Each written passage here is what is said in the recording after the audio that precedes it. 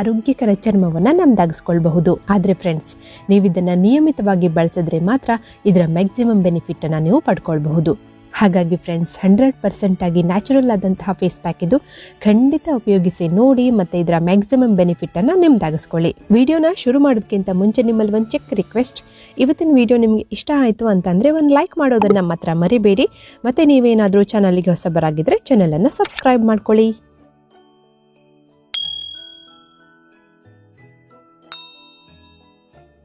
ಇವತ್ತಿನ ನಮ್ಮ face pack ಮಾಡೋದಕ್ಕೆ ನಮಗೆ ಬೇಕಾಗಿರುವಂಥದ್ದು ಕಡಲೆ ಹಿಟ್ಟು. ನಾನಿಲ್ಲಿ ಒಂದು ಸಲ ಉಪಯೋಗ ಮಾಡೋದಕ್ಕೆ ಬೇಕಾಗುವಷ್ಟು ಅಂದರೆ 1 ಚಮಚದಷ್ಟು ಕಡಲೆ ಹಿಟ್ಟನ್ನು ತಗೊಂಡಿದ್ದೀನಿ. ಕಡಲೆ ಹಿಟ್ಟಿನಲ್ಲಿ ಕ್ಲೆನ್ಸಿಂಗ್ ಪ್ರಾಪರ್ಟೀಸ್ ಇರುತ್ತೆ ಮತ್ತು ಇದು ನಮ್ಮ ಮುಖದಲ್ಲಿ ಏನಾದರೂ ಟ್ಯಾನಿಂಗ್ ಇದ್ದರೆ ಅದನ್ನು ಕೂಡ ಕಡಿಮೆ ಮಾಡ್ಕೊಳ್ಳೋದಕ್ಕೆ ತುಂಬಾ ಬೆಸ್ಟ್ ಅಂತ ಹೇಳಬಹುದು. ನೀವು ಕಡಲೆ ಹಿಟ್ಟು ಮತ್ತು ಮೊಸರಿನ ಫೇಸ್ ಪ್ಯಾಕನ್ನು ದಿನಾಲೂ ಕೂಡ ಬಳಸಬಹುದು.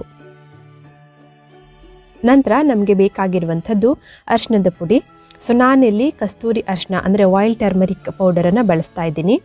ಸೊ ನಿಮ್ಮ ಹತ್ರ ಇದು ಇಲ್ಲ ಅಂತಂದರೆ ನೀವು ಮಾಮೂಲಿ ಅಡುಗೆಯಲ್ಲಿ ಉಪಯೋಗಿಸ್ತೀರಲ್ಲ ಆ ಅರಿಶಿಣನ ಉಪಯೋಗಿಸಬಹುದು. ಬಟ್ ಇದು ನಮ್ಮ ಚರ್ಮಕ್ಕೆ ತುಂಬಾ ಒಳ್ಳೆಯದು.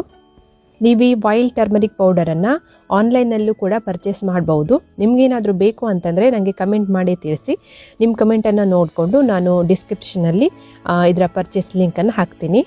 ಅರಿಶಿಣದ ಪುಡಿಯನ್ನು ಬಳಸೋದ್ರಿಂದ ನಮ್ಮ ಚರ್ಮ ನ್ಯಾಚುರಲ್ ಗ್ಲೋವನ್ನು ಪಡ್ಕೊಳ್ಳುತ್ತೆ ಮತ್ತು ಅನ್ಈವನ್ ಸ್ಕಿನ್ ಟೋನ್ ಟ್ರೀಟ್ ಆಗುತ್ತೆ.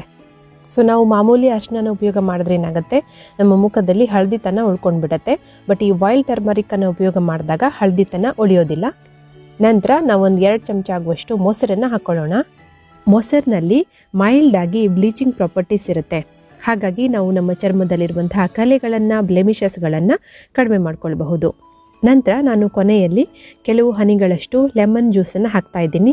ಸೊ ನೀವು ಇದನ್ನು ಸ್ಕಿಪ್ ಮಾಡ್ಕೊಳ್ಬಹುದು. ನಿಮ್ಮ ಚರ್ಮಕ್ಕೆ ಇದು ಸೂಟ್ ಆಗೋದಿಲ್ಲ ಅಂತಂದರೆ ನೀವು ಹಾಕ್ಕೊಳ್ಬೇಡಿ, ಮೊಸರೇ ಸಾಕಾಗತ್ತೆ.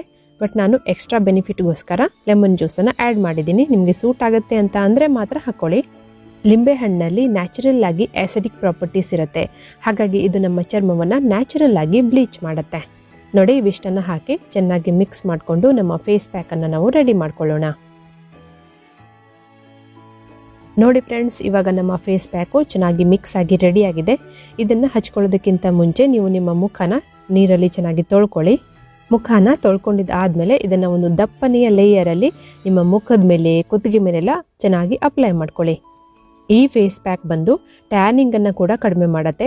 ಹಾಗಾಗಿ ನೀವು ಇದನ್ನು ಫುಲ್ ಬಾಡಿಗೂ ಕೂಡ ಅಪ್ಲೈ ಮಾಡ್ಕೊಳ್ಬಹುದು. ನೋಡಿ, ಈ ರೀತಿಯಾಗಿ ಫೇಸ್ ಪ್ಯಾಕನ್ನು ಹಚ್ಕೊಂಡು ಒಂದು 15ರಿಂದ 20 ನಿಮಿಷ ಅಥವಾ ಈ ಫೇಸ್ ಪ್ಯಾಕು ಚೆನ್ನಾಗಿ ಒಣಗೋ ತನಕ ಬಿಟ್ಬಿಡಿ. ಒಣಗಿದ ನಂತರ ನಾರ್ಮಲ್ ನೀರಿನಲ್ಲಿ ನಿಮ್ಮ ಮುಖನ ತೊಳ್ಕೊಳ್ಳಿ. ಆಮೇಲೆ ಬೇಕಾದರೆ ನೀವು ಮಾಯ್ಶ್ಚರೈಸರನ್ನು ಹಚ್ಕೊಳ್ಬಹುದು. ಇದೇ ರೀತಿಯಾಗಿ ರೆಗ್ಯುಲರ್ ಆಗಿ ನೀವು ಇದನ್ನು ಉಪಯೋಗ ಮಾಡ್ತಾ ಬನ್ನಿ. ಕೆಲವೇ ಬಾರಿ ಉಪಯೋಗ ಮಾಡ್ತಾ ಇದ್ದಂಗೆ ನಿಮಗೆ ನಿಮ್ಮ ಚರ್ಮದಲ್ಲಿ ಉಂಟಾಗುವಂಥ ಡಿಫ್ರೆನ್ಸ್ ಗೊತ್ತಾಗುತ್ತೆ. ಮತ್ತು ಈ ಫೇಸ್ ಪ್ಯಾಕ್ ಬಂದು ನ್ಯಾಚುರಲ್ ಫೇಸ್ ಪ್ಯಾಕ್ ಆಗಿರೋದ್ರಿಂದ ಯಾವುದೇ ರೀತಿಯಾದಂಥ ಅಡ್ಡ ಪರಿಣಾಮ ನಿಮಗೆ ಉಂಟಾಗೋದಿಲ್ಲ.